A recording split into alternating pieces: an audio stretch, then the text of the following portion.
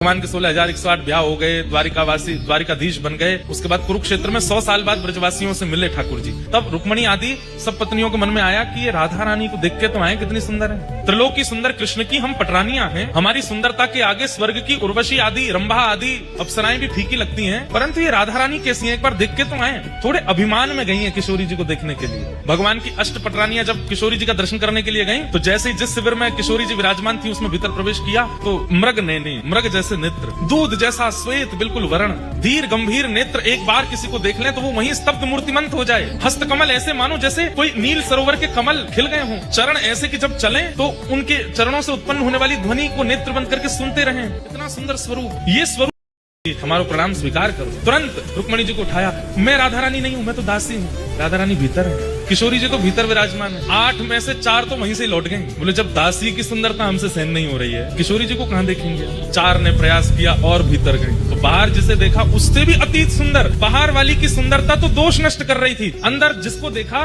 उससे दोष नष्ट तो हुए बल्कि गुण प्रकट होने लगे। दया, प्रेम, शीलता, ये सारे जो अच्छे गुण होते हैं उसका दर्शन करके वो प्रकट होने लगे। बोले निश्चित किशोरी जी ने प्रणाम किया। बोले आप किशोरी जी? नहीं नहीं मैं दास। किशोरी जी भीतर है। 2 वहां से भी लौट गई। बोले कि अब किशोरी जी को नहीं सहन कर पाएंगे हम, ये तो दासियों ने हमारे मान का मर्दन कर रखा है, किशोरी जी क्या करेंगे। कहते हैं अंत तो गत्वा रुक्मणी जी पहुंची बस, और जैसे ही रुक्मणी जी ने प्रवेश किया, असंख्य संख्या गिनी नहीं जा सकती, इतनी असंख्य सुंदरियां चारों ओर बैठी हैं। और उन सबकी सुंदरता में विशेषता यह है, एक की भी सुंदरता काम प्रकट नहीं कर रही है, सबकी सुंदरता गुण प्रकट कर रही है, नेत्रों से अश्रु प्रकट कर रही है, दीनता प्रकट कर रही है, दैन्य प्रकट कर रही है। और उन सबके मध्य में एक सिंहासन पर तप्त कांचन गौरांगी श्री राधे वृंदावनेश्वरी श्री किशोरी जी विराजमान। रुक्मणी जी देखने आई थी, परखने आई थी, जानने आई थी। अब स्थिति क्या हो गई, जो रुक्मणी जी कभी कृष्ण से वियोग की इच्छा नहीं रख सकती, ठाकुर जी दूर चले भी जाते हैं तो रो रो करके रुक्मणी जी का बुरा हाल हो जाता है, वो रुक्मणी जी की स्थिति क्या हो गई, किशोरी जी को देख करके कह रही हैं, हे श्यामाजू बस एक इच्छा पूरी कर दीजिए। बोले क्या? बहुत वर्षों तक द्वारिकाधीश की सेवा करी, अब आप अपनी सेवा में मुझे भी दासी बना लें और अपने साथ बरसाने ले चलो, हम द्वारिका को प्रणाम करके आपकी शरण में बरसाने चलें। तब किशोरी जी ने हृदय से लगाया, नहीं, हमारे प्राण आपके पास हैं, उनकी सेवा आपको करनी है, और जब समय होगा तो